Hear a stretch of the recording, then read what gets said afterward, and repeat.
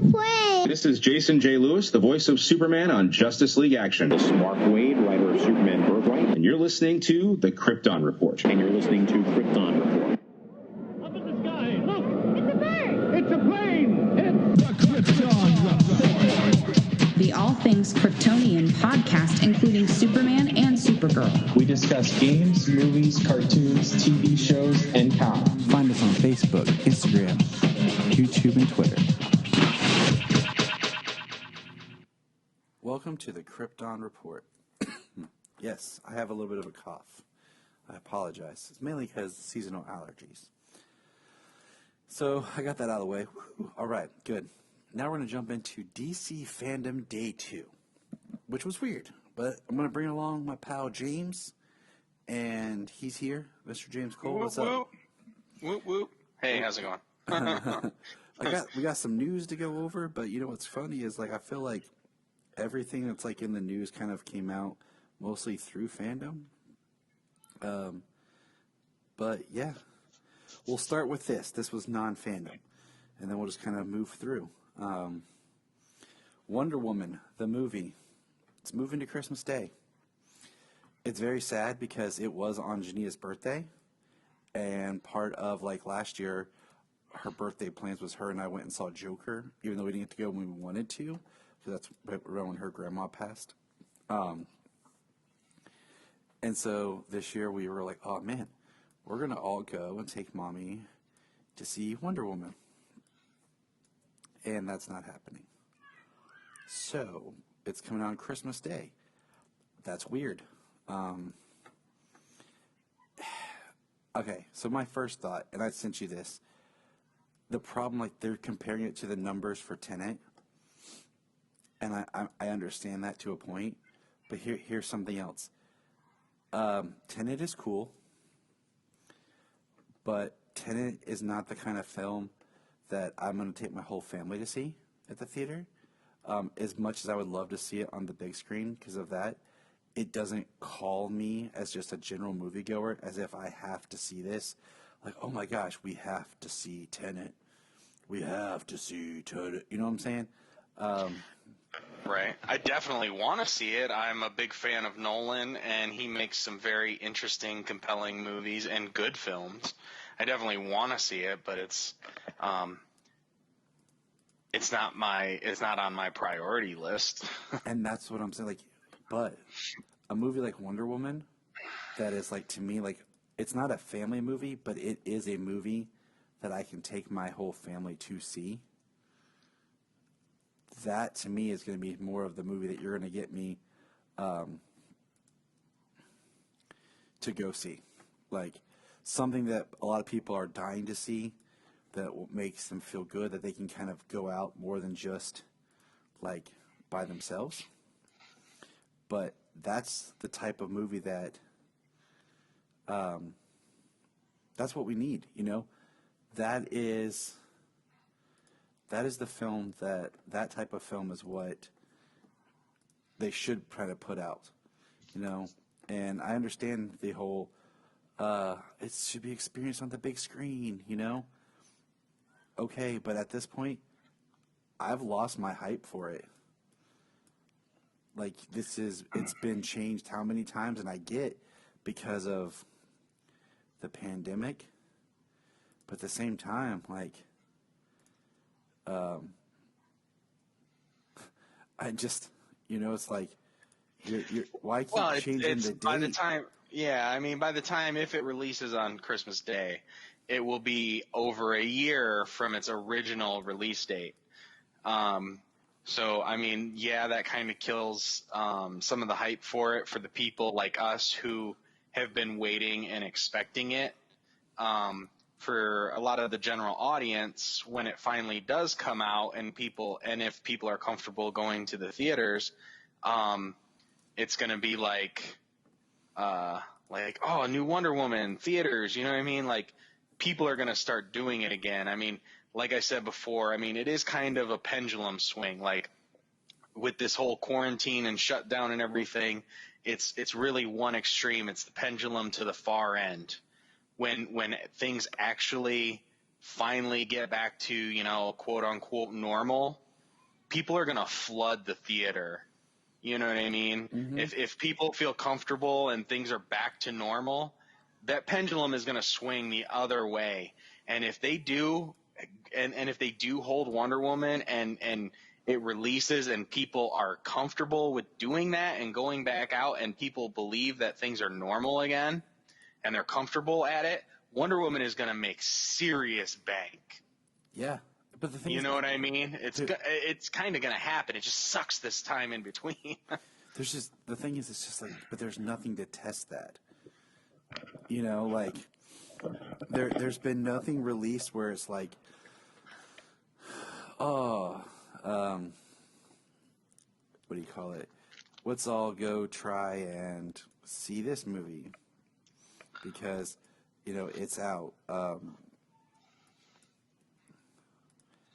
I don't know. It's just one of those things where I'm like, you're all waiting for it to get better, but it's hard to gauge, and people are saying that this is gonna that this movie is gonna test, or they're using Tenet as a test. I mean, they wanted to release Tenet before they released Wonder Woman, and they got the opportunity to do it. And yeah, they're gonna consider the numbers and things like that, but for the fact that everything's been shut down for the rest of this year, like nothing's here to come out to quote unquote test something. Right. They're just going to have to start releasing things when the time is right.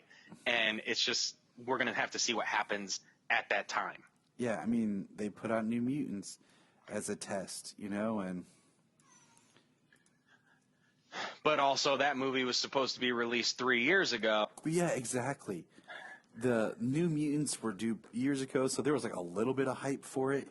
But in all honesty, I mean, still, there's something that you have to like that has hype that I think can really speak volumes to the people, you know, like. Right. I think Disney is finally happy just to finally get New Mutants out and off its plate, you know, because they were contractually obliged to have to release it in theaters. Yeah. And like, we can finally release it, and it's the only thing out, and it'll make something. Yeah, I mean, which is great because they gave people something to go see, which was a good test to see if people would go. But now you got to give people like something really like that we've been wanting, like so yeah, I mean, they moved it, and I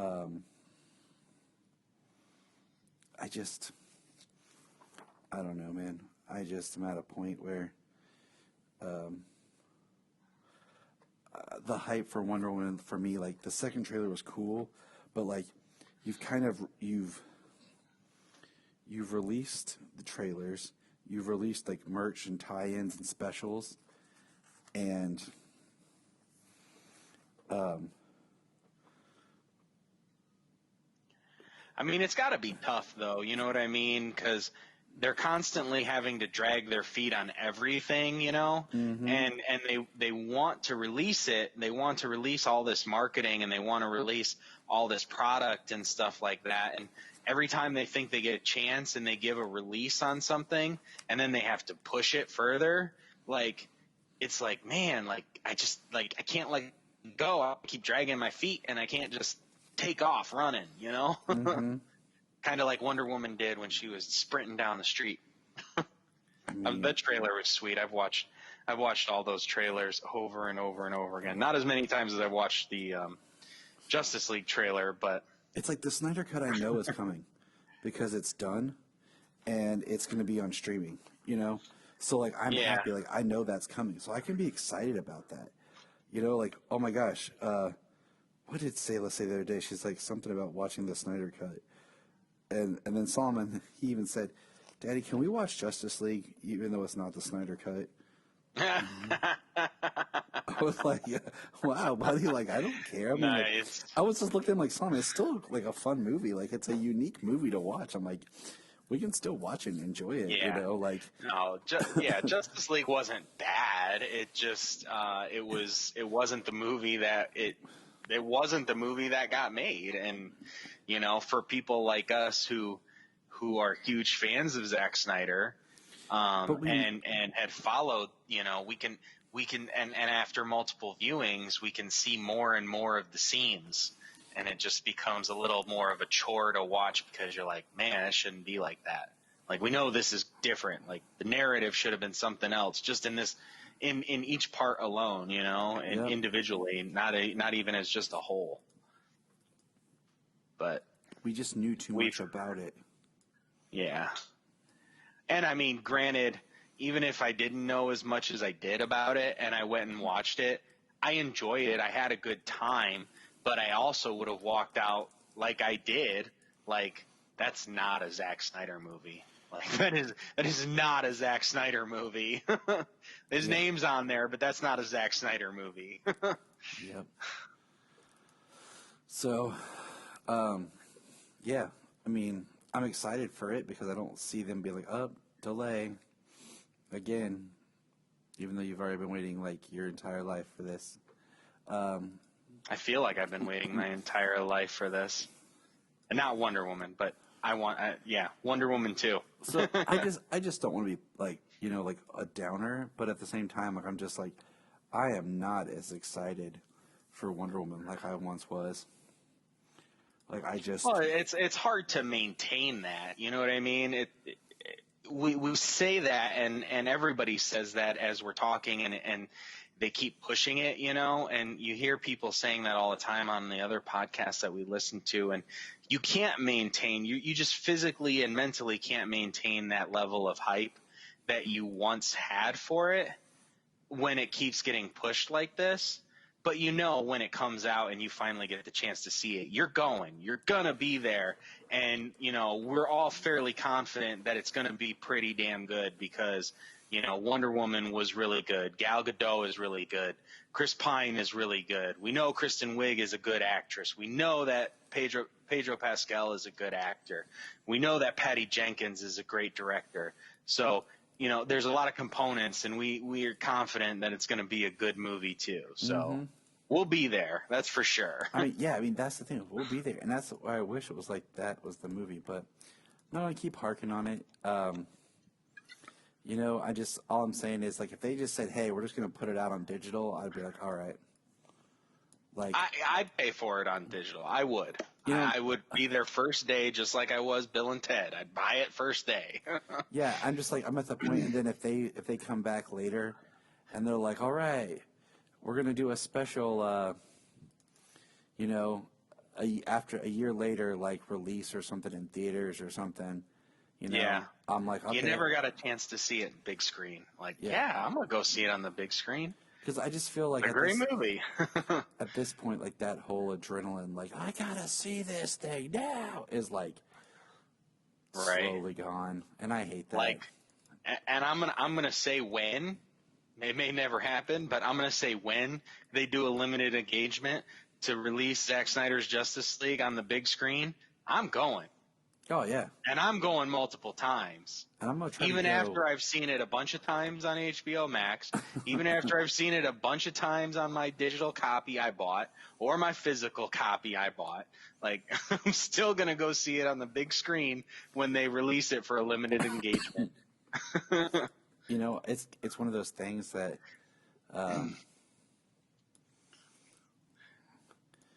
yeah. So all that to say that I'm down about the move, but all right, let's move on. I'm down about the delays. I am. I am. I'm just trying to maintain positivity. That's what we do. Okay, so this is interesting. I saw this just on Twitter, and I have nothing more than this one thing, but The Suicide Squad has screened for test audiences. I don't know where or when, but supposedly Margot Robbie and go figure, and what do you call it? Idris Elba like stand out and steal the show. So Big surprise. that's what I'm saying. Go figure.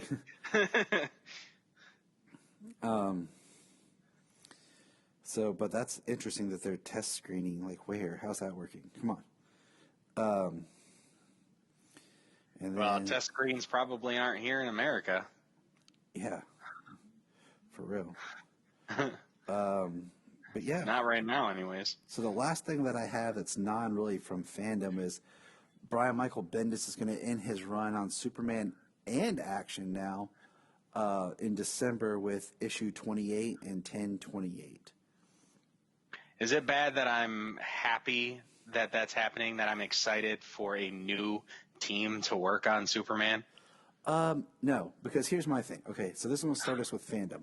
And I'm going to say this, and then we'll go into fandom. Did you watch the panel that he was on with Dan Jurgens and Gene?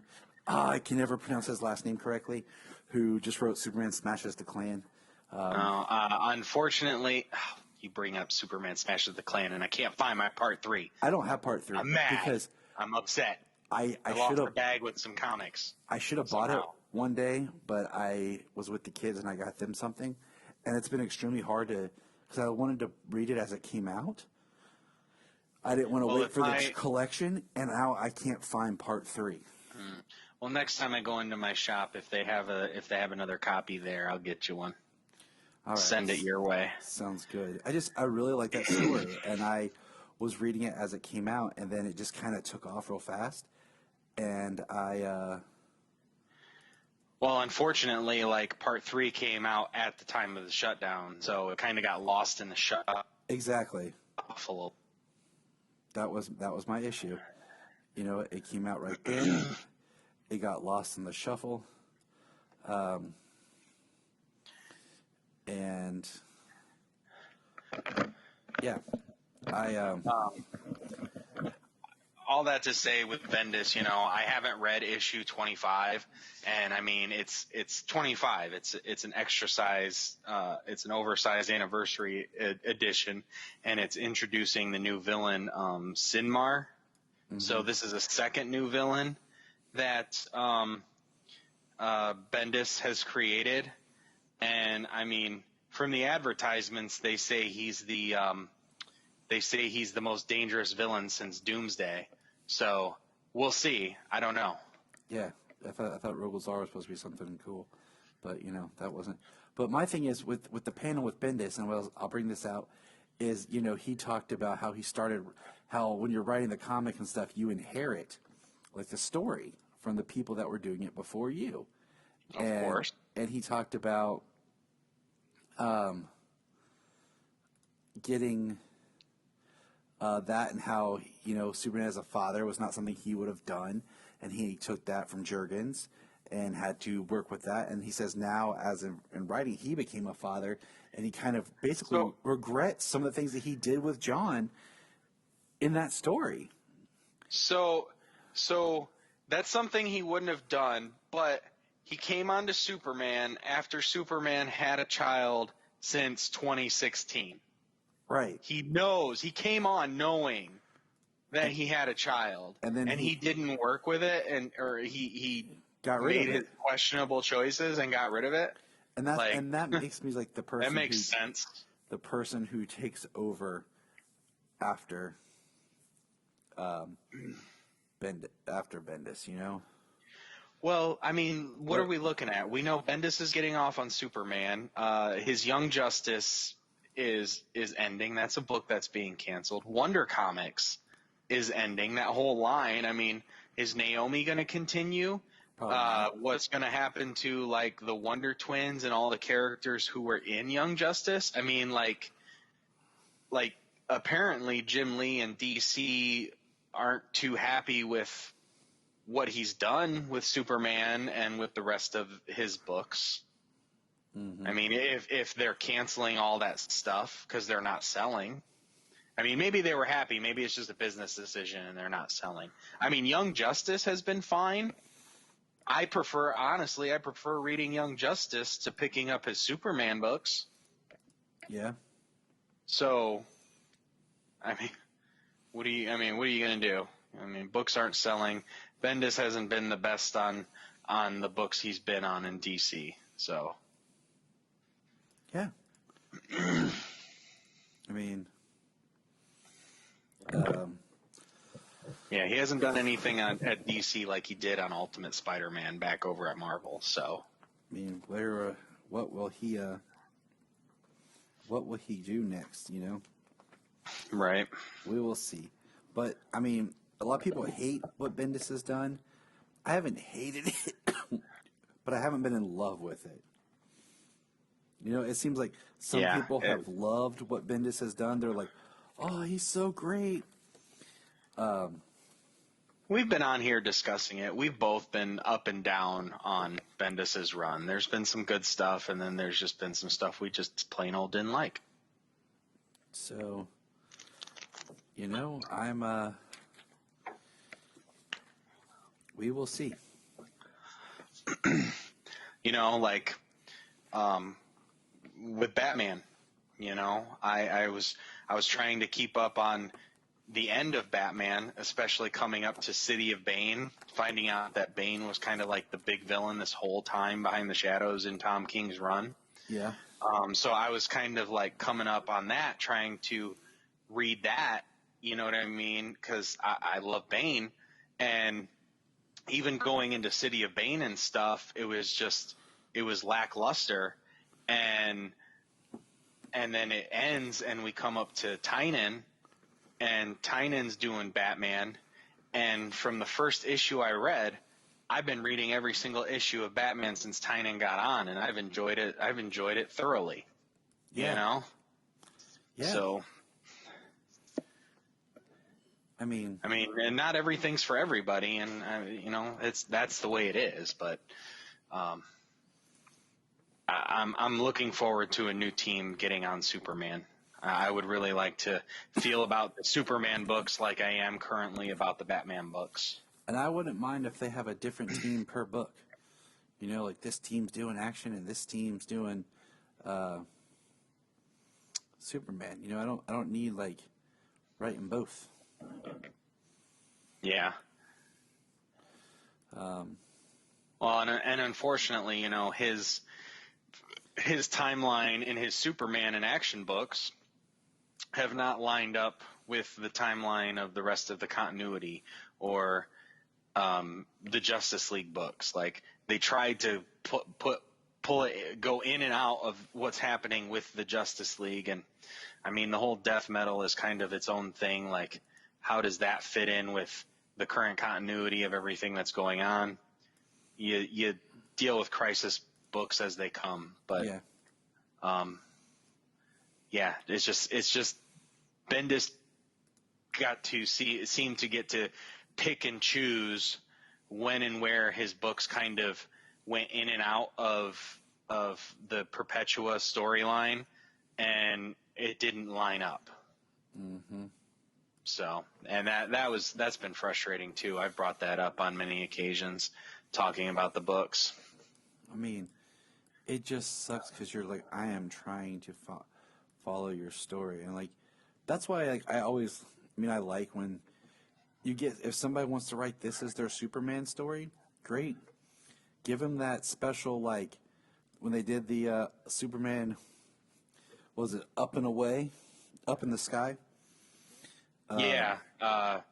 Tom King's run on Superman.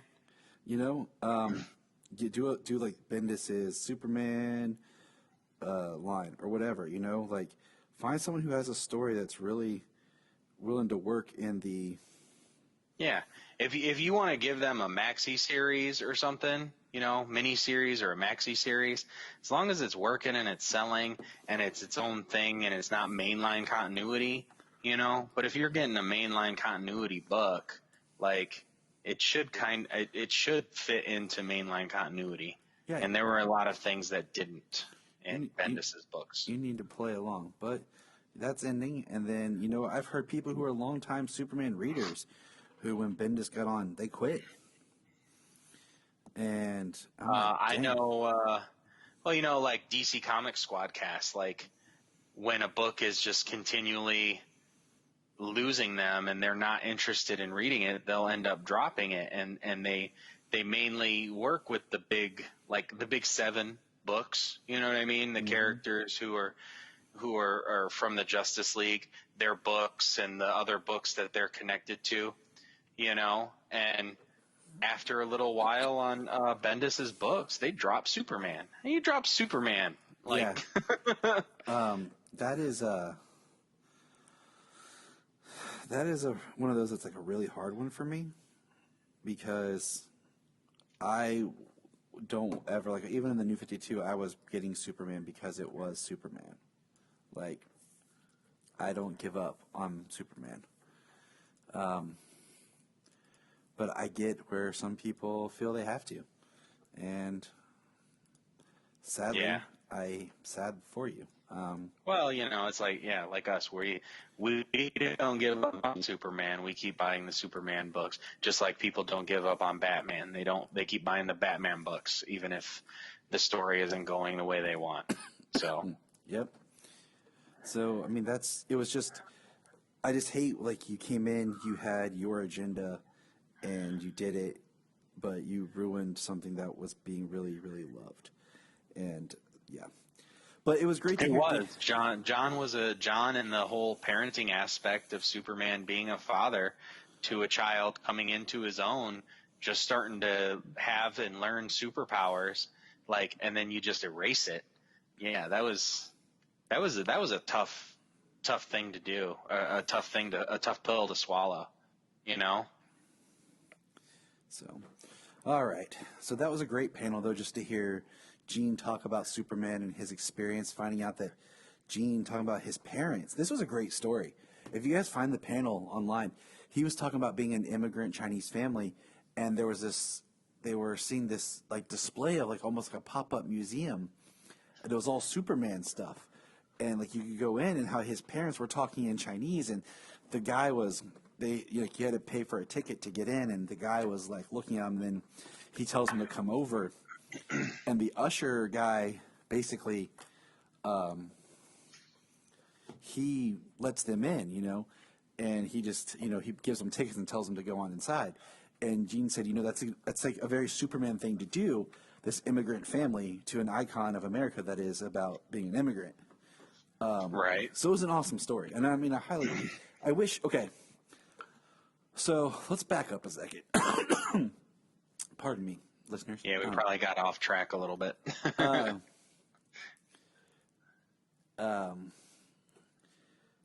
Fandom Part 2, James, how did you feel? And I'll say this real quick, I didn't like as much as everything was dropped on there. As like a pick and choose. Because I felt like when it was like a one feed that we all were watching, even though we weren't together, we were connected. I could message you or someone else or tweet out, and we're all experiencing the same thing. So the hype is like unified. Like, are you watching it right now? Did you just see this? With it being kind of a pick and choose, I felt like I'm experiencing something, and then all of a sudden I see people start talking about something else, and they just spoiled a surprise for me because they watched a panel before I got to it. And I just feel like there was no synergy. I mean, the official DC account was tweeting out almost like as if there was a lineup going on, but there wasn't. I personally would have wished they would have created a single stream to watch all together. And then we had all these side stuff we could have done, and it had just been like 2 days, and like you could still access it right now. Like since it already kind of aired, we could go back, because that was part of it. Is there was a lot of stuff put on there. I didn't get to experience everything I wanted to because of either time and life and just like technical problems. And just trying to get it all, because there was panels you're like, I haven't done that yet, or I didn't see that. I just felt like I felt like I kind of lost the community vibe that I experienced the first time. I don't disagree, but I do. Do I think that maybe they led with their main foot forward right out the gate, yeah. You know what I mean? Perhaps they should have switched it, maybe. Like if they did 2 days in a row or something, like 48 hours like the weekend, like the first day being what day 2 was, and then day 2 being actually the stream like it was like day 1. Because day one was your Hall H presentation. Yes. But the thing about that is it's limiting. The thing about that, I mean, yes, it's unifying everybody. Like I said, I can't argue with it. Like, I don't disagree. It's unifying and we're all watching the same thing, but you're still only limited to what they showed. You know what I mean? Mm-hmm. The fact that this day 2 was kind of like pick and choose. This was like a Comic-Con where you don't have to pick and only see what you can because it's all going on at the same time. You got to be able to see as much as you wanted or as much as you could. You got to pick and choose. You got to see things like you saw stuff that I didn't watch. I didn't get to see much, unfortunately, just because of life. The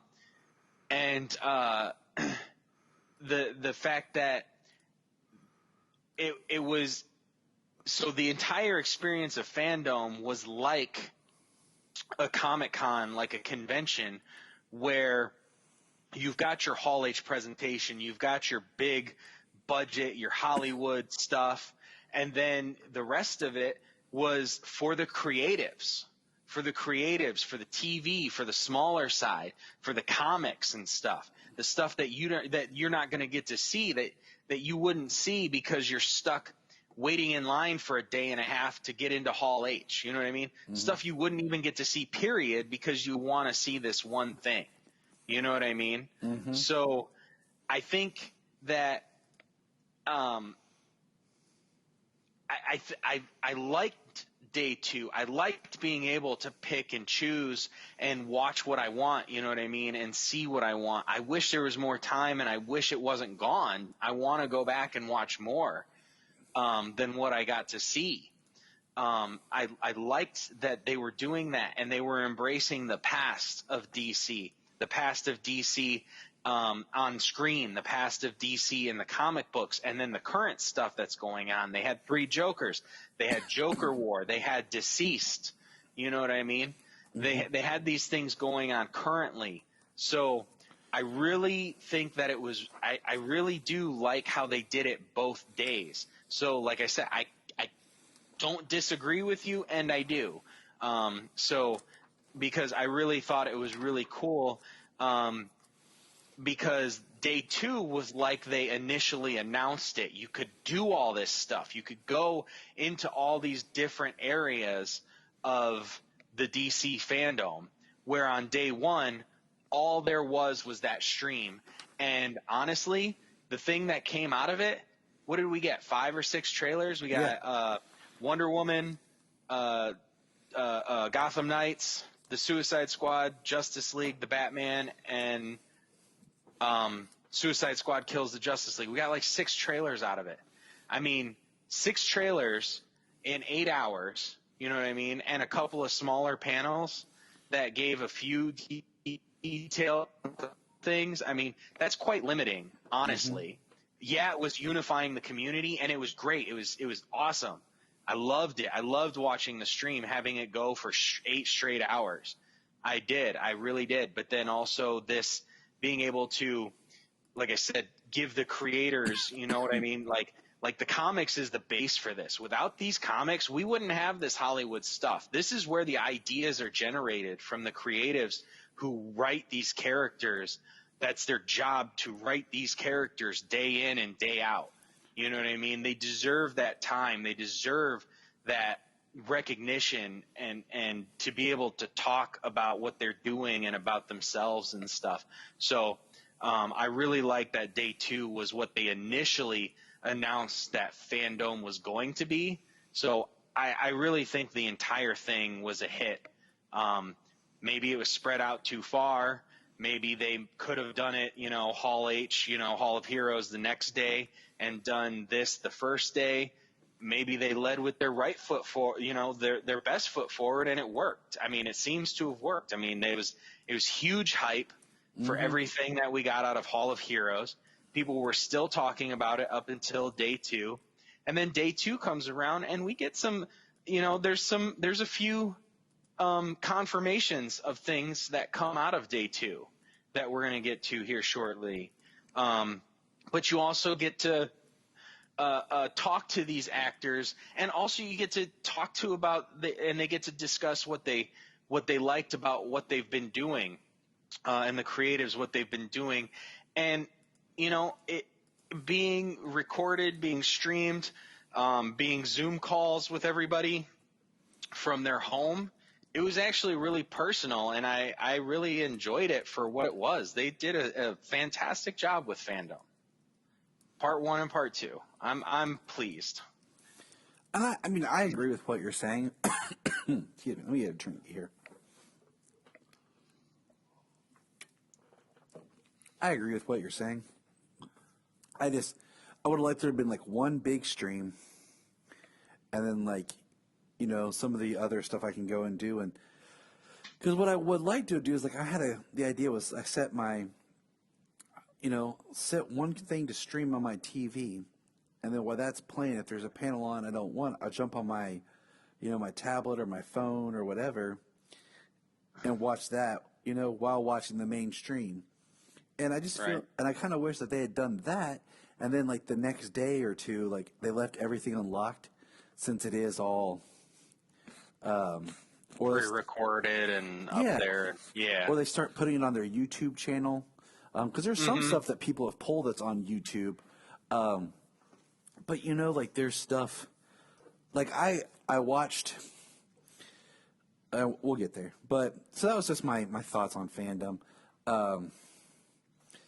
I did some, like I said, I did some of the panels, and I took notes on what I was able to experience, and we'll touch on that. So the biggest, let's see, Titans Season 3 is going to start filming October 13th. Woo! I'm excited. Oh, me too. Doom Patrol has been confirmed for a 3rd season, which is great since we did not enjoy the way the 2nd season ended. Well, freaking COVID, man. Oh, dude, don't even get me started.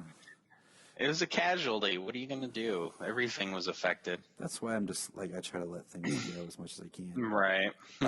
Season 2 of Stargirl, Dr. Midnight is going to get an animal sidekick. And since so much of this stuff was pre-recorded, I felt like I didn't get a lot of, like, the insight and, like, the up-and-coming as much as, like, I wanted them to kind of talk about. Well, part of the fact is nothing's in production, so it's kind of like there really is little to talk about because nothing's in production to a certain degree without giving away like their plans. Like that's all they have is the plans. You know what I mean? And Titans non-spoiler here. They're going to bring Donna Troy back in some fashion, as if we did not know that, James. Yeah. Well, did you see how the moderator was talking about how they killed off Donna Troy and Connor Leslie just kind of gave this laugh like she agrees or something with the rest of the people that the way she died. Like there's a purpose for the way she died, even though it was like that's kind of ridiculous or something. Perhaps I mean I think people are reading into it maybe, but we'll see. Yeah, I mean, I expect her to be back. I do. I expect it to be a part of Raven's story. Mm-hmm. With Raven going to Themyscira, yeah. I'm in the middle of rewatching Titans Season 2, and it still just feels so weird to me how that happened. And of course, at the end. It's crazy how both seasons of Titans were amazing, and then both season finales they just crashed on a landing. Herp derp. You know. Herp derp. So I'm gonna save the big one for the last part. We got to hear about 40 seconds worth of Junkie XL's score that he's working on, the theme for the Justice League. Sounds good. Sounds awesome. Mm-hmm. It sounds upbeat, and I mean, it's one of those things. I like Elfman's score, but to me, it would have worked better if that had been like in its own movie, and it doesn't match with Snyder's imagery as much. Like some of the Batman and Superman stuff kind of works just because that music is iconic for that character. So it works, but then when you think about the way like he scored Man of Steel and the way he scored BVS, they're very big, bombastic, and powerful. And then you get to Elfman's score, it's a lot quieter. Yeah. Danny Elfman's score did not stick with me at all from the Justice League. Not even close to how Zimmer's did for Man of Steel and BVS and Junkie XL on BVS. And, you know, Elfman bringing in the classical scores for the classical themes for the heroes, you know, for Batman and for Superman. Yes, they're iconic for those characters, but they're also attached to a version, an iteration of those characters. It's not, I don't feel like it's transferable to different iterations of the characters, especially after another composer has created a great theme, especially for Superman. Hans Zimmer's Man of Steel is fantastic, and it elicits the same rise and the same, you know, confidence. You puff out your chest, you stand up a little taller just listening to it, like you do with John Williams. You know what I mean? It elicits the same emotions coming from you, and it was great. It was a great thing. And then you try to take it back to John Williams. It's not the same Superman. It doesn't belong. And it's, I mean, not that it's not great and iconic and it will ever go away. I don't want it to, but it's not the same. It doesn't belong to that Superman. It's like, okay, first of all, Elfman, he tried to make the Superman theme dark, which was kind of neat when Clark came back to life. But there's something in the mix of that movie that makes it all suck. Yeah. And because the big part where you have the Batman march is right as like the explosion of the Batmobile ejecting from the flying fox, and you don't hear the music over the sound effects. Yeah. And you don't hear the Superman dun dun dun when he punches Steppenwolf because it's so quiet and the scene is so loud. But also as a musician, you can take that piece of music and reorchestrate it and rescore, like use different instruments and redo it to where it's the same notes and music. But like I feel like Junkie XL could take the music for the Superman theme and then make it his style. Yeah. Well, it's like what Elfman did to Junkie XL's Wonder Woman theme. The Wonder Woman theme from BVS and from Wonder Woman, the movie, I mean, it was done on a cello. It sounds almost like a guitar, but it was done on a cello. And then for Justice League, he orchestrates it. It was awful. I hated it. I hated it compared to what it was because it was so good for her character. And then they just take her back to this and then they bring the score down and they bring it down to that orchestral level, and it's the same notes and stuff, but it's so low. It was so different. And it was just like, you're turning Wonder Woman from this awesome warrior who has this great music that sounds like she's going to war. You know what I mean? Yes. And then you make her you bring her in with this soft version of it. and you make her just like this demure character with that score behind her. I was like, that's awful. It's like, okay, you think about the Man of Steel, it's like dun dun dun dun, like how sometimes it's really soft to fit the mood, and sometimes it's like louder and bigger. I mean, for the past 7 years, my alarm to wake up to on my phone is, what are you going to do when you're not saving the world? Because it starts off with just that slight piano, and then it builds to the roll of the doom, doom, doom, doom. Mm-hmm. My ringtone for the last, I don't even know how many years, is The First Flight.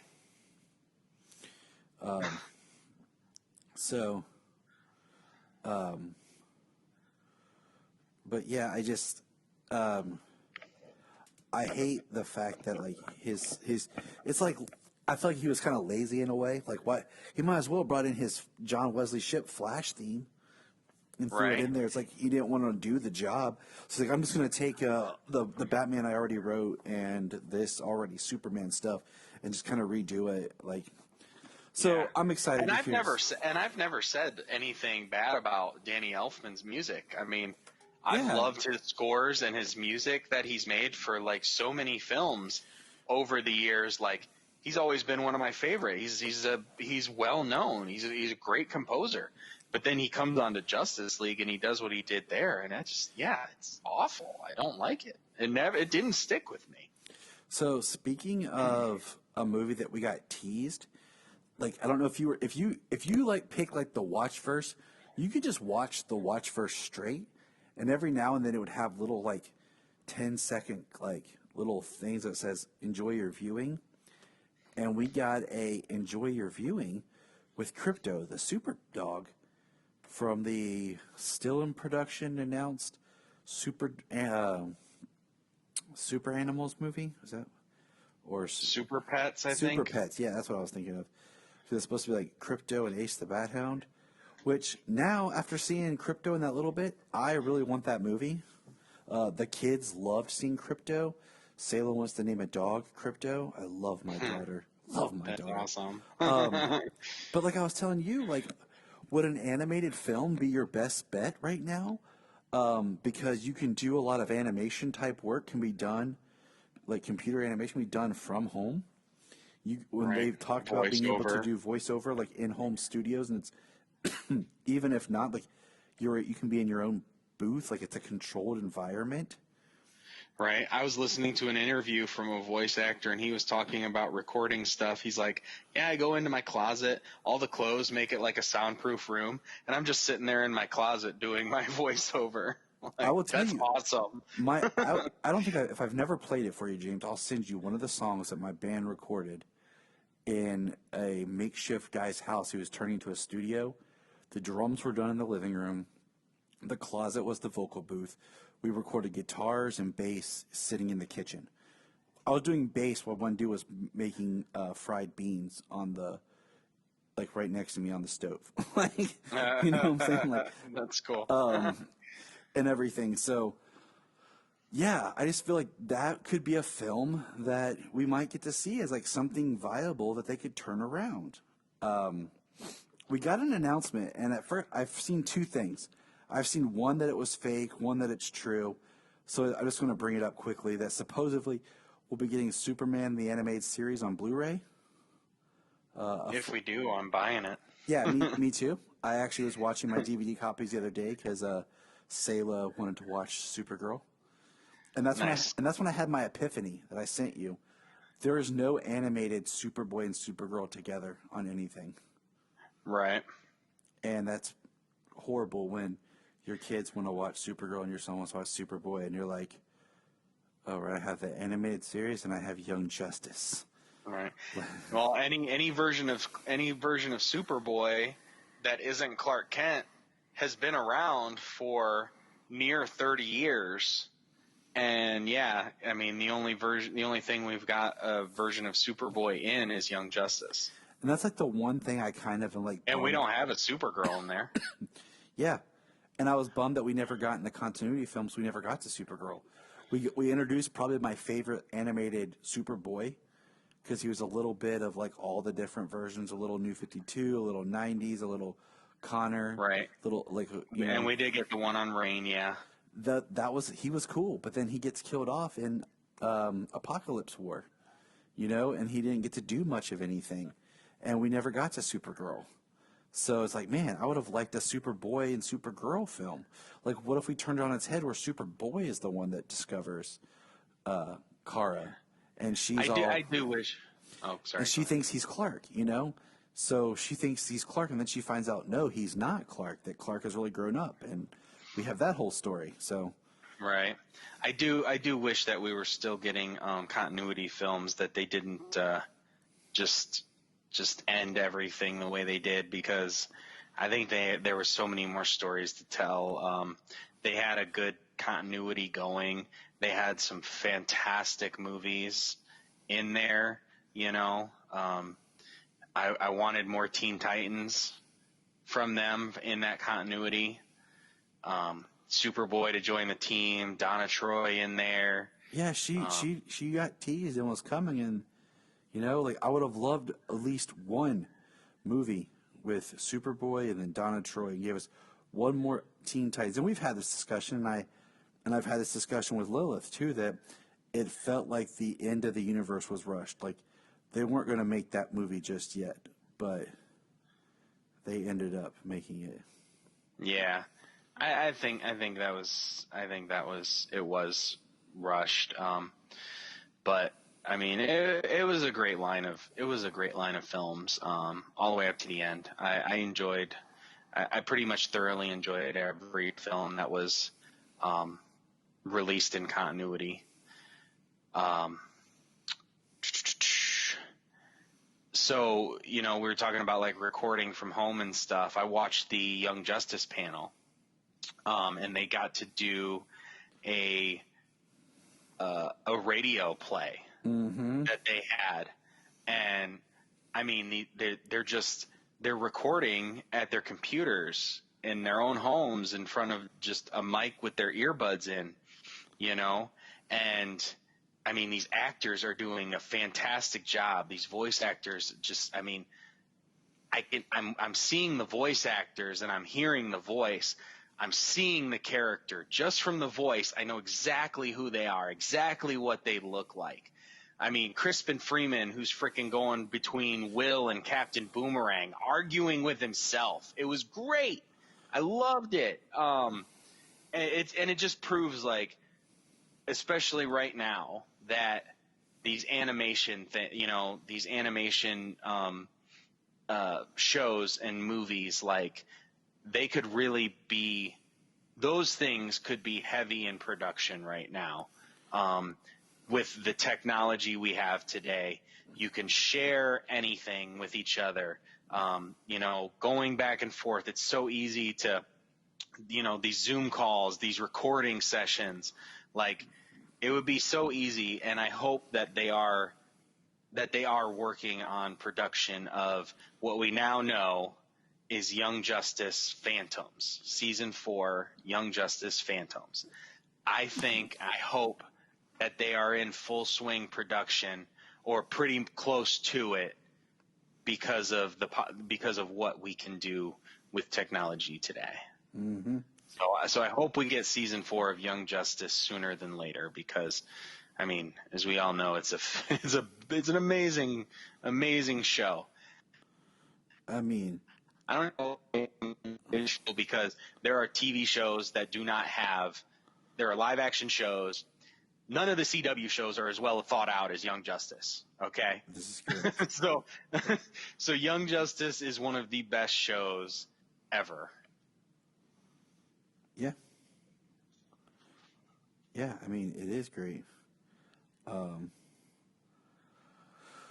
I was watching that radio play, and it was weird to watch. Like, I eventually just had to, like, turn away and just listen to the voices. Yeah, because it was kind of weird to see, like I'm staring at him just talking. I'm like, yeah, this is odd. But then you got I can't remember her name offhand, but you got the woman who plays Artemis, and she does the voice for the computer.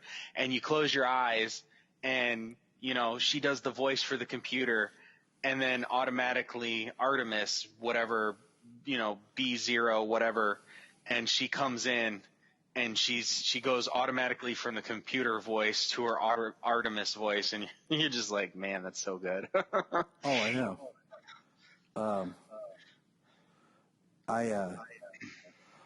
What was And it? if you never It was listened to Jason. I can never pronounce his last name, but who does Forager? Spizak. Yeah, who does so Jason many great, Spizak, yeah. great voice acting parts in many different DC things.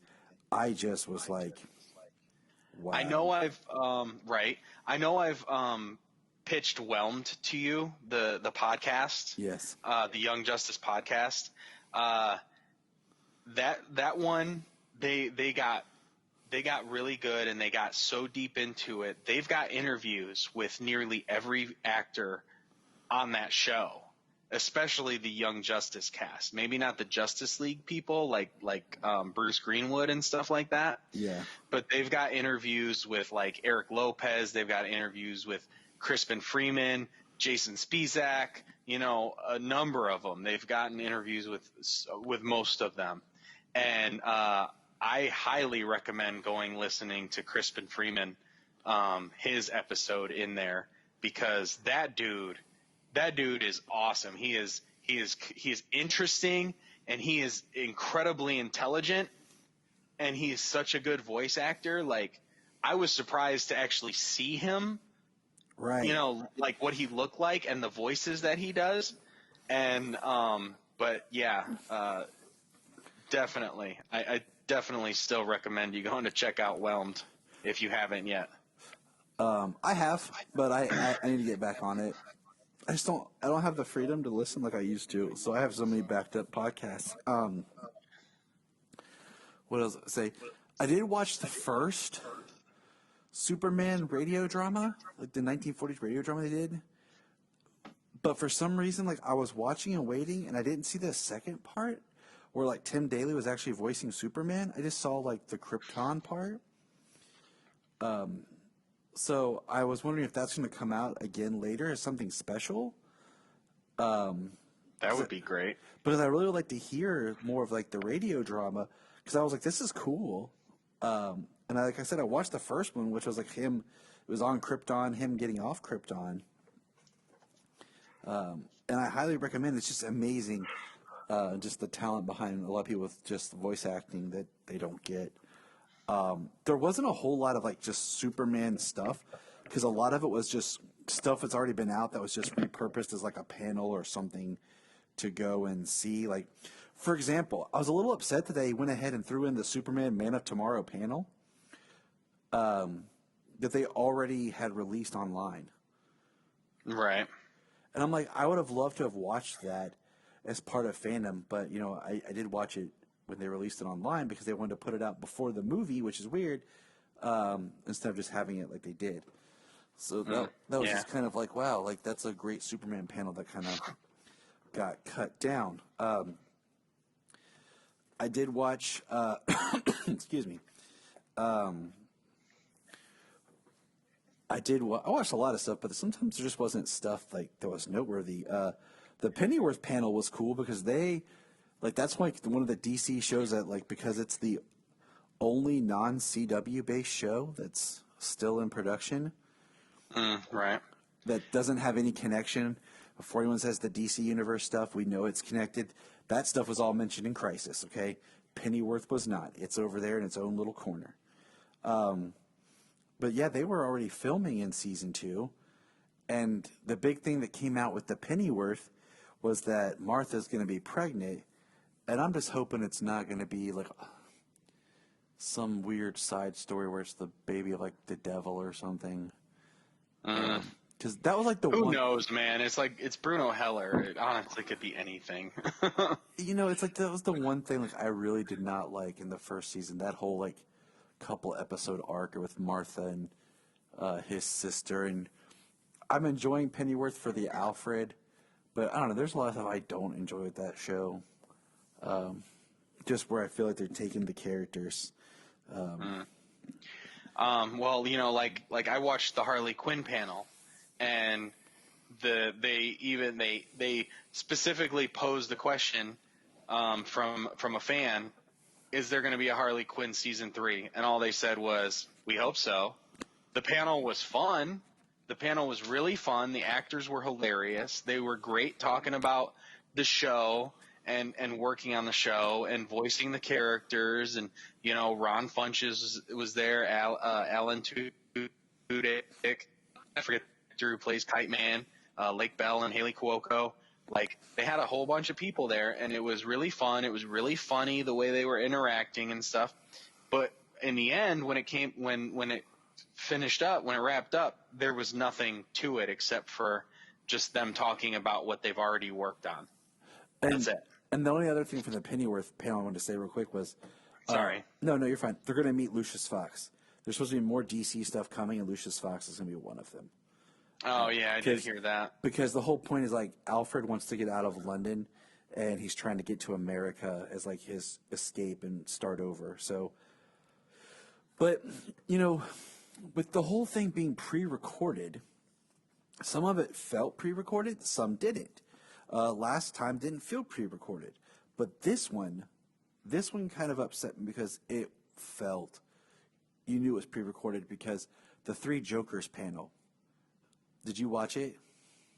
No, I did not. That's one I didn't get to. With the limited time that I had, I was trying to watch stuff that's like currently going to see if there was any news about future like continued production, as well as like I wanted to watch things about like Superman and Supergirl for what we would be discussing. So my limited time, no, I didn't get to catch that one. And that's or good. the Joker War panel. I did watch the Deceased panel though. I did not get to watch the Joker War when I actually had it up, and it was having trouble loading. And then Salo went on my iPad, and I got in a fight with the kids. It was rough.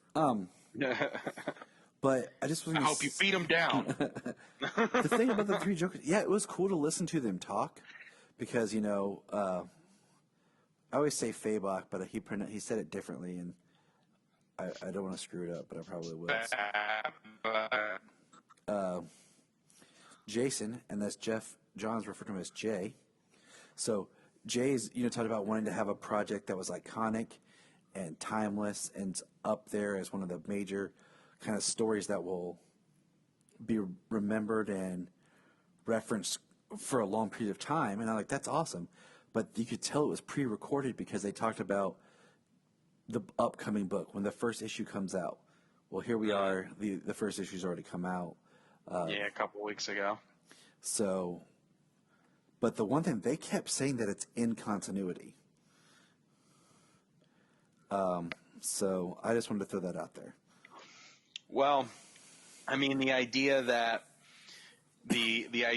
Three Jokers came from the Mobius chair, and that from Jeff Johns' Justice League, and that Rebirth continued from the New 52. So for the most part, current continuity, I know that they're expanding and ever expanding, and everything that took place before the New 52 is now continuity as well. However, it weaves together, you know what I mean? Or at least they're aware of what has happened before these changes in history and changes in time due to the crises. Mm-hmm. So everything is now actually understood as canon, even though time, you know, the timeline has changed because of those. Mm-hmm. So the current timeline really is the New 52 up to what's happening now. Like, that is actually like the current timeline. And people would still like to try and forget the New 52 for whatever reason. I think the New 52 is great. So I'm just like, I very much enjoy that we have that, like, just coming from them. Yeah. It's going to be interesting to once we finally get the issues of Three Jokers, all of them. It's going to be interesting to see if they explain it in any way. Maybe it's the crises or something. Why there are three Jokers and why there's a different Joker that paralyzed Barbara is the different Joker that killed Jason Todd, and why there's a different Joker who did this or whatever. You know what I mean? Yep. So it's going to be interesting to see how that plays out. It is. So that was my big takeaway from the Three Jokers panel. Was just the fact they said continuity. So I just was like, okay, cool. I'm okay with that. I like that. So moving forward, the Batwoman panel. Here's the biggest things from the Batwoman panel was she's going to get a new suit. They were talking a little bit about the new character of Ryan Wilder, and I couldn't hear it because the kids are making too much noise. But they did talk about her getting a new suit. That's cool. And, they're going to talk about the character and how it's going to, how she's going to be and what the direction the character will drive the story. But the part that sucks is, we got these interactions between like Kate Kane and Supergirl and, Kate Kane and Alice, her sister, and her stepsister. You know what I mean? We got these relationships developed, and now they don't mean anything. Yeah. That's the only salty part about the whole thing. I agree. In my opinion. After rewatching Crisis, and then just how that felt of like, man, like the whole Supergirl and thing. So, this is one thing that's kind of not fandom related, but this was something that you and I were talking about because I did not know this, that in the original, we're going to rant for a second, then we're going to go back to fandom. The original Titans finale had the Doom Patrol showing up to help the Titans, and Dick got his Nightwing costume then, because there's pictures of the Negative Man with the Titans in costumes, and then there's a picture of Batman with both Robins. And I'm just like, why could you not just drop that as like a special, like, hey, this is what this was going to be. We've already done season 2. Like, just let us watch it, like, for something new and exciting. Like how they've done unaired pilots and stuff, unaired, unfinished season finales. Yeah. I mean, they did this. You know what I mean? They filmed this. They shot this. They've got this footage. They've got these people in these costumes. Like, they had an idea for the story, and then, like, they decided to end it where they did, cut off the finale, and then literally retool the entire show to be what season 2 was. Now, it was a great season. Deathstroke was fantastic. All the characters had so many good moments, but there was so little superhero stuff. There was so little costumes in season 2. Like, season 2 literally needed to be like a middle ground between what the CW does and what they did on season 2 of Titans.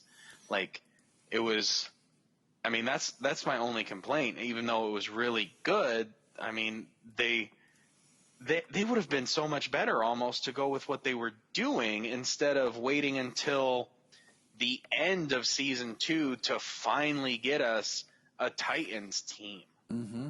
Like, we went through 2 full seasons of the show without getting the team. We went through 2 full seasons without the team, where the second season what's weird is the second season dealt with the old Titans. Old Titans and then the new Titans, and neither one was a team throughout the whole time. And then we have the Teen Titans, who I'm referring to as Garfield. And, like, you have the Titans and you have the Teen Titans. Right. And we just were not getting anything. And I don't know what what changed their minds to think that that was the route that they should have gone. I mean, it was good and everything, but I feel it could have been a lot better. And to me, the saddest part is, like, I like my superhero shows, like my comics. I want to see the costumes. I want to see the action. Me too. You know, so it bums me out when I feel like that's what they're not holding on to. Like, you have these great costumes, like the flashback episode, and everything, where we see Aqualad and all of them. Like, but that is just something that I learned about today that I was like, holy crap, and I had to investigate. Okay. I had seen like other pictures, but these pictures are so much better and like show that there was a lot more there, and then they just like scrapped everything. Yeah. I don't get it, but Me neither. Maybe one day they can The reason why they decided to do what they did, it's like I don't understand. Please come and explain this to me. But all right, so now the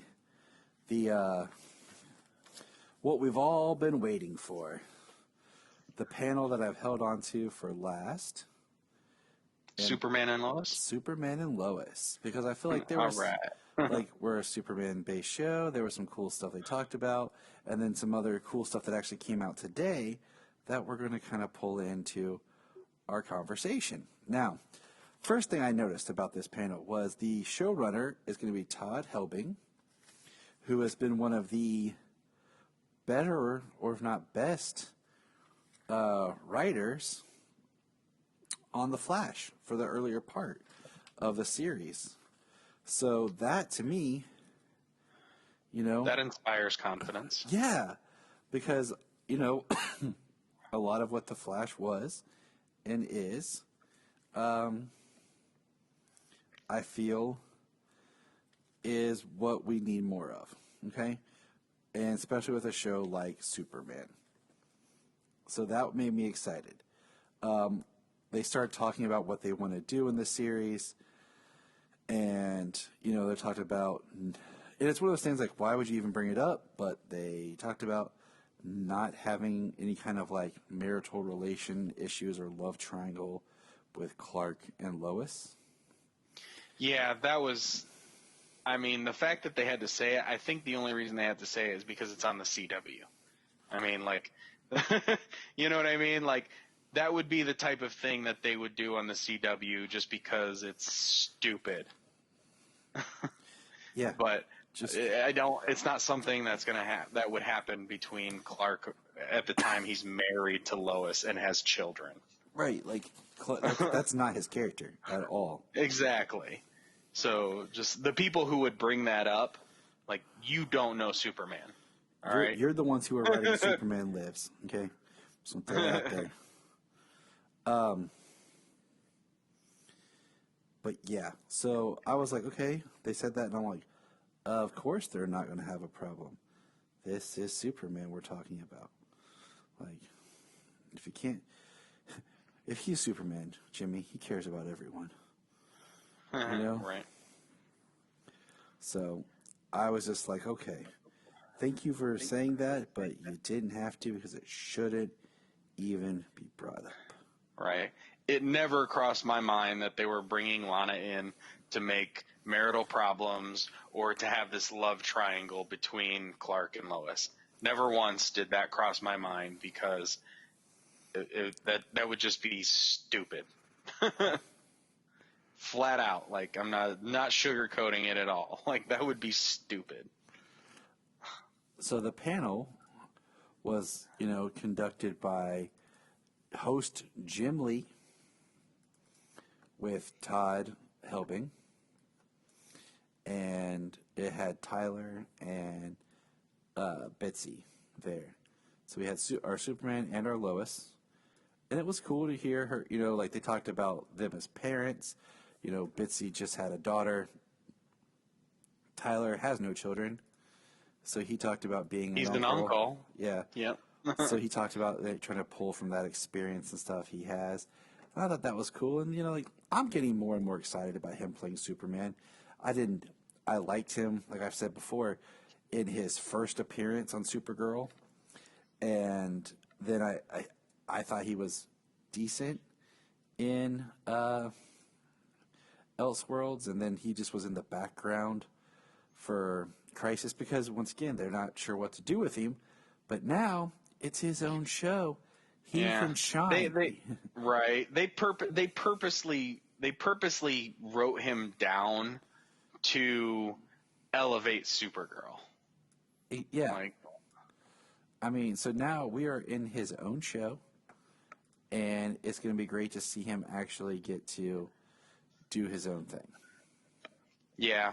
The only complaint that I have, obviously, besides them purposely putting down the character to elevate Supergirl, which this really has nothing to do with any of that, is the end of Crisis when Lois is telling him about their sons.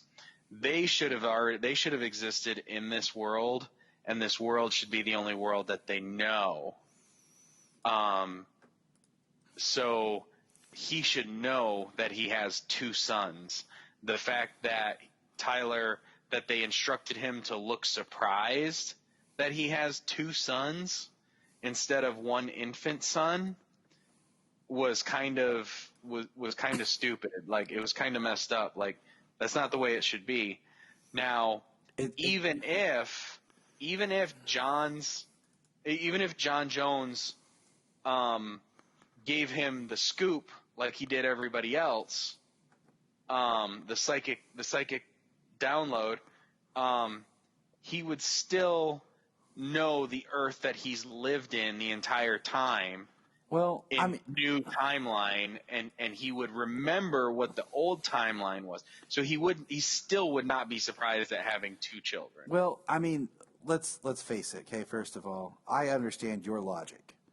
Okay, but then that negates so much of what happened on The Flash, where Barry was having problems. He couldn't remember the streets and stuff because he was blending the in his mind, like the one where he ran to the railroad tracks because they were there when they weren't there before, or he couldn't remember he didn't know where his parents were buried because what was once a cemetery is not anymore. So, on The Flash, they dealt with the idea. Well, the Flash was a paragon. He remembers the world before. But that's the thing. He woke up in a new world that he didn't exist in before. Tyler Hoechlin's Superman would have been the Superman that lived in that timeline from the very beginning of his life. Okay. You know what I mean? Yeah. Okay. I'm getting. I thought he got the memories, but yeah, those weren't till. The only way he could get the memories is if John gave him that psychic download of what happened during the Crisis. Okay. Because he was wiped out in Crisis. He wasn't one of the Paragons who would remember the world before Crisis. Yeah, you're right. So, all right. I liked it. I like where your head's at. That's definitely. I don't think that'll play a part in the show. It's just a little nitpick about Crisis, and his character. Yeah. Sorry, I got off topic. No, it's still relevant because, so we got that. They talk about Clark and Lois are moving back to Smallville. Something's happened that they've decided they want to move back to Smallville. They want to raise their kids in a better environment than what living in Metropolis. And I've heard rumors of what that might be. Oh, I was going to say, are we going to get Clark and Lois? Are we going to get Superman and Lois the show on the Smallville Kent farm that we all know and love? Yeah, because I'm like 90% sure. Because I saw a thing today that the town where they shot Smallville is being used again. Oh, that's going to be so cool. So yeah, that was on my news here. That's going to be sweet. I'm really interested in seeing what that's going to look like in a different show. Yes. So am I, because it makes perfect sense because that's the Smallville we all think of. The fact that you would then just retweak it because of the changes. So, Well, especially since they went back to that farm a couple of different times, and that was the Kent farm on Earth 38, as well as the Kent farm on Earth 267 or 167. yep. 167. Somebody said 267 on another podcast, and that's what it made me think of. No, it's 167. So it what do you call it? It's exciting. So that was a piece of news. The show, he's going to get a new suit because they said the suit wasn't made really to hold up the ins and outs of constant production. So I mean, it makes sense that he would get a new suit on the show. Here's hoping we lose those shoulder clips, those cape clips. My biggest, like I said to you, is the black suit. If you look at the way the boots and the belt are done on the black suit, is I like better. I like the boots that were done for the black suit. I like the collar on the black suit. The Mon-El suit, the way they flip everything, but they incorporate, blue and stuff in the way they did the Mon-El's belt is much better. So just, color correct that, throw it on the Superman suit. Right. Well, it's interesting because like the minor changes they made for like the black suit looks better than the suit that Tyler's in as Superman. The changes they made for Mon-El's suit and the cape clips, they even look okay on that suit. That suit looks better. It's a version of the Superman suit, but it's a Mon-El suit. That suit looks better the way it is than the Superman suit that Tyler Hoechlin's wearing. And even Supergirl's new suit for this last season, even the cape clips look fine on her suit. It's just that little collar thing in the middle that looks weird. But even that looks better than the Superman suit that Tyler's wearing. So all this to say is, yes, he does deserve a new suit. Yeah. We would like to see this new suit, and we would like not to have the cape clips. I'm not even going to go. And I would not, and I don't want the trunks. I will say I don't want the trunks. I don't think the trunks work. They don't work in live action continuing. I mean, they worked on Brandon because it was kind of that continuation from what we already knew, and that the Kingdom Come style. But I don't think I could, I mean, I can, but I don't think other people... I hope not. I mean, I would go with it if they did it, but I don't want it. I don't think other people would really, get behind and really be, championing Superman because, I mean, I just think, why are we so hung up on the trunks when I don't see people or hear people beating the drum to Batman's suit needs to have the trunks again? It's like once they ditch that in live action, people are like, oh, yeah, Batman just doesn't need those in live action. We're good. Right. Yeah. But Superman, they're like, nope, we have to have these. So. Yeah. Sometimes I don't know. Sometimes, I mean, people have a hard time accepting change, but kind of is part of life. And the older you get, the more you should realize that, and the more people fight against it. I don't know. Excuse me. I think that I'm excited for this show. We got confirmation that John Cryer will be Lex on the show.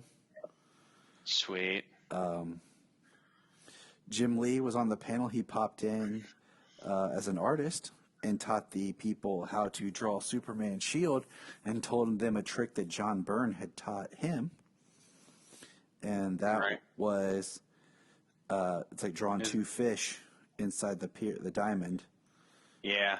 What he did, that is what he said, but the main takeaway was more like focus on drawing the negative space in between the S, not drawing the S itself. Yep. Like the S will pop out once you draw the negative space inside of the diamond, and that negative space kind of looks like a fish. And we know that here in just next week, they're going to begin production on the show. Yeah, that was Bitsy Tulloch's post on Twitter or something, wasn't it? That all the cast and crew are now in Vancouver and they're quarantining, and then once their quarantine is over, they can begin production. Yep.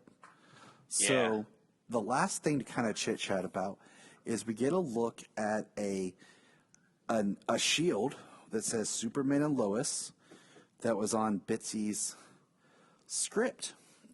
And I thought we just kind of, because this is coming up now, people talking about, is this the symbol for the show, for the Superman? It's a very more New 52 styled crest. And you know me, I have always been a big kind of believer in you should tweak the S just enough that each super character, actor has their own crest. Okay, Brandon's as Superman Returns, we know how that shield looked. Mm-hmm. Of course, Henry technically has two different ones for the Man of Steel style. Almost three, actually, because you have the solid red, the one from the first suit, and then the way they did it in BVS. Yeah, that's got a little bit of the extra Kryptonian across the middle of the S. You know, Dean's is wide and has a certain way about it. George's has a little bit more of a compressed way about it.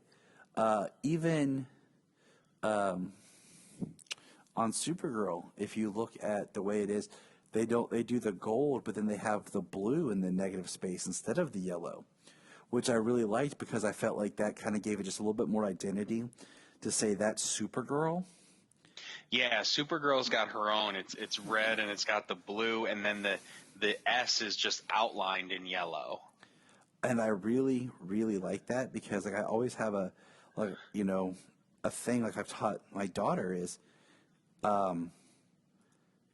the Superman symbol is the same as the Supergirl symbol, but yet in all like the kids' clothes and marketing or whatever, they always make it pink.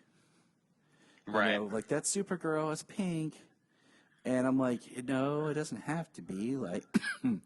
It's just the way that you do it because you want to show that it's a girl. Yeah. Not that just a girl wearing it means it's Supergirl, whatever. It's got to be pink. Yeah, like so. So I am a big, that was one thing I always complained about. I felt bad for Tom was he never got like his own S. He was basically just having to do the styles that had come before him compared to like all the other Supermen. Right. I mean, he did get the only one spray painted, and he did get the only one embroidered in leather. I mean, yeah, but if you just drew the symbol, no one would ever say, "Oh, that's the Smallville, crest." But if I drew the Man of Steel or the Superman Returns, you're gonna flat out say, "Hey, that's the Superman Returns." Look. Right. Yeah, there is a specific difference. So I'm hoping that maybe if they do this style, then that'll be kind of Tyler's signature. Because I mean, I like the way his rubbery S looks on his chest, but it looks like the kind of texture of the Man of Steel with the classic S. Right. And so if this is the new symbol that we're going to work with, cool, Definitely. But I mean, that's pretty much, my notes, my takeaways from. There was a lot that happened. I hate that I missed as much as I did. I would have liked to have got to explore more. They had a stunt person panel where they were talking to a bunch of stunt coordinators. That was in the Inside verse. Yeah, and they had Gal Gadot's stunt woman on there. Like they had the Black Lightning coordinator, the Titans coordinator, the Supergirl coordinator. They had Gal Gadot's stunt woman, and they had somebody else in there. They had that panel. They had Oh, what else did they have? There was a whole bunch, a couple of little things. I looked and I was interested in those type of panels, because I like the fitness aspect and the training that these people go through to do the shows and to perform the stunts and things. So I checked those out, which was pretty cool. There's another one I checked out because of that. It was the flight behind Supergirl and Shazam. I started that one, but I got busy and I didn't get to watch that. So there was a whole bunch of stuff on there, and I'm kind of upset that it's not available to go back and watch. I was telling you, I was like, I wish that this would be available beyond today, because there's so much here. Like you have to pick and choose, and you can only watch so much in this amount of time. And I'm not even sure if you stayed up the full 24 hours if you could watch everything. Right. That's what I was, thinking is like, we're kind of going through stuff, and I feel like a lot of stuff was like, okay, this is this. And I'm like, okay, did I get a chance to digest it? Like, I don't think I did. It's like, man, I would have loved to have been able to really think about what it was that I just saw and, like, dwell on it and reflect on it before we come and we talk about it. But it's just, it's so much. But what are we going to do? Like, I'd rather have too much than barely any. And yeah. Well, you know what? I mean, the positive thing is we know that there is some stuff coming. We know that we've got some things that are getting ramped up to get production going here soon. Canada has done very well in this whole situation, and they're getting things opened up, and safety comes first. And hopefully we're going to get these productions going up soon. So we're going to have some new DC content coming again, start of next year, which, is only 3 months away. yeah. So, thank you, Canada. You know what I mean? Thank you, Canada, for that. Because if it was America, that certainly wouldn't be happening. So yeah, just looking forward to some more DC content to be able to check out coming soon. And it's like, like we said, anything that is not something that has to be, we have to go anywhere for, is going to be much better. The fact that the stuff that's going to air on the CW, like, we don't have to leave our house to enjoy, is going to fare very well. So it's just kind of a bummer, like, like right now, people are blasting The Boys Season 2 because Amazon decided to do a weekly release. Right. And you know what I say is those people that are pissed are the people that sign up for the free trial, binge this series, and cancel. Right. They're mad. Grow up a little bit. Grow up a little bit. Come on. There's no new content being shared or being created right now. So taking what you have and kind of spreading it out to kind of help your service makes sense. Well, I'm surprised at this point that Netflix is still doing the binge model, because they announced that they were going to the weekly release schedule, like Disney Plus, like HBO Max, like Hulu had even done in the past, So it's not a new thing, but these people who binge everything and then spoil it for everybody, they're getting pissed because they can't be the trolls that they are. It's just like, I hated when like the new Marvel show would drop, and like it would drop, and by the end of the day, like, people are posting their season reviews or their podcast commentary thoughts on I'm like, it just came out like a couple of hours, like, you literally stayed up and watched it straight through with nothing else to do. Like, this is... Yeah. Like, I'm sorry you don't have a life, but I do. You know, it's like, I can't help that you get paid to review stuff. Some of those people don't. They just do it to be trolls and because they don't have a life. And I'm just like, you know what? Like, Because the people who get paid to actually review that, they actually get to see it before it gets released. Yeah, like most. You know what I mean? Most reviews, if you listen to them talk, they'll talk about. They'll get the first 3 episodes. They'll get access to start their reviews, and that's what it is. The first 3 episodes. Yep. So, it's just. I don't know. It just gets old. But all right, man. We've been chatting and blabbing. Anything else you want to say? No. I think we covered everything. Yeah, I agree. Yeah. So all right. Covered everything we could. All right. So remember, good listener. Look up in the sky. Look up in the sky. Look in the sky.